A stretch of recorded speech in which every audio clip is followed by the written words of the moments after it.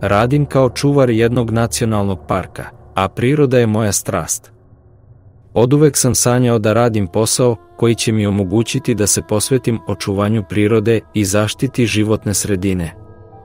Kada mi se pružila prilika da postanem čuvar u ovom ogromnom nacionalnom parku, znao sam da je to ostvarenje mog sna. Moj zadatak kao čuvara bio je da brinem o prirodi, sprečavam njeno ugrožavanje i čuvam ovo prelepo mesto za buduće generacije. Svaki dan sam prolazio kroz prostrane šume, divlje reke i prelepe planinske vrhove, zahvaljujući svojoj dužnosti da patroliram i obezbeđujem sigurnost parka. Iako sam već nekoliko godina obavljao svoj posao sa ljubavlju i posvećenošću, jedan događaj je zauvek promenio moj pogled na ovaj posao. Ranije sam čuo glasine o postojanju napuštenog rudarskog gradića unutar parka, ali se pričalo da je prilično udaljen i da je ulaz u njega zabranjen zbog opasnosti od urušavanja. Ipak, tek kasnije ću shvatiti da su razlozi za zabranu mnogo ozbiljniji nego što sam ikada mogao da zamislim. Jednog dana, dok sam obavljao redovnu kontrolu terena, primetio sam kamp kućicu parkiranu pored puta. To je bilo neobično, jer u tom delu nacionalnog parka nije bilo dozvoljeno kampovanje ili parkiranje vozila izvan označenih područja. Odlučio sam da proverim situaciju i upozorim vlasnika vozila o prekršaju. Prišao sam kamp kućici, a kada sam se približio, primetio sam da unutra nema nikoga. Vrata su bila otključana, pa sam odlučio da samo brzo proverim da li je sve u redu. Koraknuo sam unutra i zatekao uređenu unutrašnjost kamp kućice. Ništa nije ukazivalo na to da je ovo mesto bilo napušteno ili da je neko napustio kamp brzo i prinudno. Dok sam se spremao da izađem, primetio sam tragove krvi na stepenicama kamp vozila. Osetio sam uznemirenost u stomaku, ali znatiželja me je navela da pratim tragove. Vodili su me kroz visoku travu i šumu, sve do malog rudarskog gradića koji se nalazio na kraju staze. Pokušao sam kontaktirati pomoć preko radija, ali na moje veliko iznenađenje nije bilo signala. Bio sam izolovan, daleko od civilizacije i bez mogućnosti da obavestim svoje kolege o situaciji. Međutim, to me nije sprečilo da nastavim pratiti tragove koje sam pronašao. Korak po korak, došao sam do peskovitog dela puta. Na tim otiscima sam shvatio da je neko hodao bos. Bio sam zbunjen i pitao sam se ko bi mogao hodati bez obuće po tom teškom terenu. Bez obzira na to, odlučio sam da nastavim pratiti tragove. U tom trenutku začuo sam ženski krik iz daljine. Odmah sam shvatio da se nešto loše događa i da moram pomoći. Izvukao sam pištolj, spreman na svaku moguću pretnju. Uključio sam baterijsku lampu kako bih osvetlio put i hrabro krenuo prema gradu. Noć je polako padala, stvarajući mračnu atmosferu koja je delovala jezivo. Čim sam zakoračio u grad, primetio sam da je sve nekako tiho. Vetar se umirio, a muk je vladao. Osjećao sam kako me neko posmatra, ali nisam popuštao pred strahom. Znao sam da moram suočiti se s pretnjama i pružiti pomoć onome ko je vrištao. Ušao sam u prvu napuštenu zgradu s velikim oprezom. Baterijska lampa je otkrivala prašinom prekrivene predmete i razbijene prozore. Svetlost je obasjavala mrak oko mene, ali nije bilo znakova da se iko nalazi unutra. Pažljivo sam proveravao svaku prostoriju, spreman za svaku mogućnost. Unutar tih napuštenih zidova, osjećao sam prisustvo prošlosti i zlokobnu tišinu. Svaki korak je odzvanjao prazninom, a mračne senke su se igrale igru sakrivanja. Ali nisam odustajao. Nisam se dao obeshrabriti tim neprijateljskim okruženjem.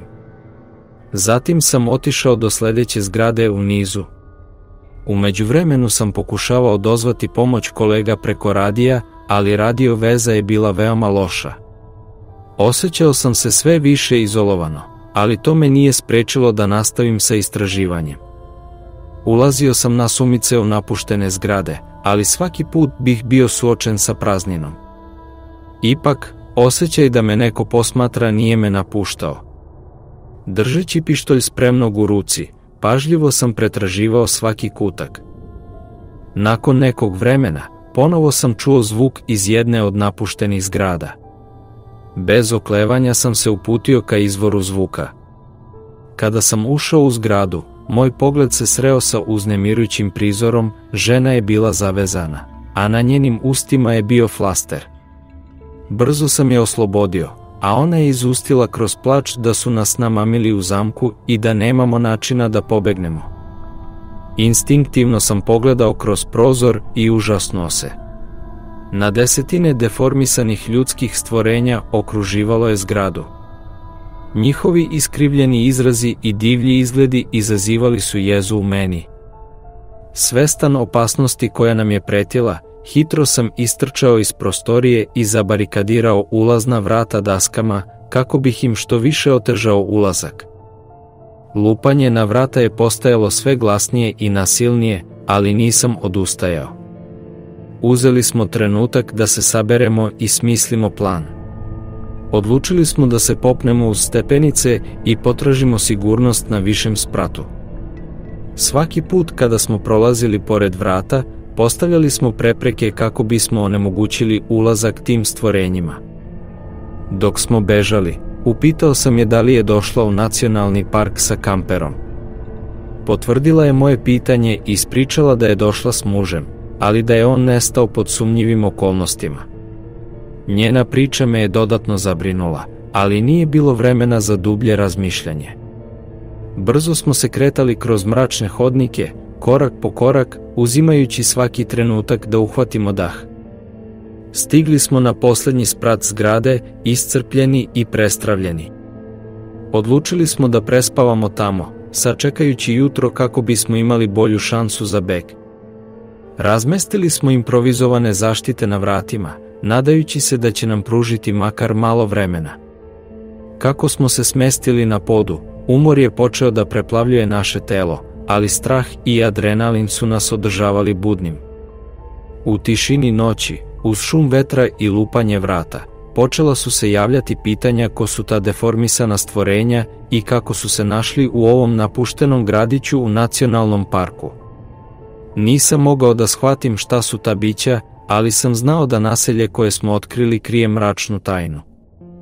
Pokušavao sam da smislim plan kako da se izvučemo iz ove situacije, ali bila je to teška misija. Naše šanse su bile sve manje, a nada je počela da bledi. Dok smo ležali na hladnom podu, ta žena mi je pričala o svom mužu. Rekla je da su se uputili u nacionalni park kako bi istražili misteriozni rudarski gradić, nadajući se da će pronaći neke tragove iz prošlosti. Međutim, njihovo istraživanje se pretvorilo u noćnu moru kada su naišli na ove mutirane ljude. Njen muž je nestao, a zatim su i nju zarobili i na taj način su mi postavili zamku kako bi i mene namamili. Dok smo prepričavali naše iskustvo, zvukovi napada na vrata postajali su sve snažniji. Svestan da je jutro sve bliže, znao sam da moramo smisliti plan bekstva. Pokušao sam da kontaktiram kolege preko radija još jednom, ali signala nije bilo. Bili smo prepušteni sami sebi. Nekada pred zoru, počeo sam osjećati zadimljen miris koji je prodirao kroz prozor. Ustao sam i pretrnuo od šoka kada sam shvatio da je naša zgrada zapaljena. Vatra je besnela proždirući sve što joj se našlo na putu. Nismo imali trenutka za gubljenje. Odlučili smo da je vreme za hrabrost, da krenemo na sve ili ništa. Bez obzira na opasnost, prošli smo kroz vatru i gusti dim. Svaki korak bio je borba za preživljavanje. Kada smo stigli do izlaznih vrata, susreli smo se s prizorom koji je ledio krv u žilama. Mutirana bića su nas sačekala, spremna da nam stanu na put. Instinktivno sam izvukao pištolj iz kaiša i otvorio vatru prema njima. Bio sam iznenađen kada su se povukli, uplašeni mojim napadom. Međutim, taj trenutak olakšanja nije dugo trajao. Svaki put kada bih prestao da pucam, oni bi se hrabro vraćali, korak po korak, sve bliže. Nisam mogao verovati koliko su odlučni da nas uhvate. Municijske rezerve su se istopile, a oni su se približavali sve više. Bili smo suočeni sa neprijateljima na ivici iscrpljenosti. Ipak, uspeli smo se probiti i nekako stići do automobila. Uspeli smo se udaljiti iza tog užasnog mesta, ostavljajući ta mutirana biće iza sebe. Dok smo se udaljavali, osjećaj olakšanja se mešao sa strahom i tugom za onim što smo ostavili iza sebe. Bio je to samo jedan od mnogih testova koje smo preživeli, ali smo se izdigli iz pepela i krenuli napred. Kada sam konačno stigao do svojih kolega i nadređenog, žurio sam da im ispričam o strašnoj situaciji i hitno sam ih zamolio da pozovu policiju. Međutim, moj nadređeni me odveo u stranu i saopštio nešto što je bilo potpuno neverovatno. Rekao mi je da ne smemo kontaktirati policiju i da postoji dobar razlog zašto je postavljen znak zabrane na ulazu u taj napušteni rudarski gradić. Objasnio mi je da su mutirana bića koja smo susreli zapravo potomci rudara koji su nekada živeli na tom mestu. Država je sprovodila tajne eksperimente nad njima, a naučnici povremeno dolaze da vrše svoje istraživanje nad tim ljudima. Međutim, sve se odvija pod strogim nadzorom vojske.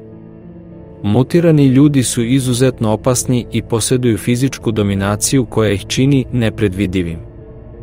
Upozorili su me da je ova informacija tajna koju ne smem otkriti nikome. Ako bih prekršio tu tišinu, bio bih uhapšen odmah.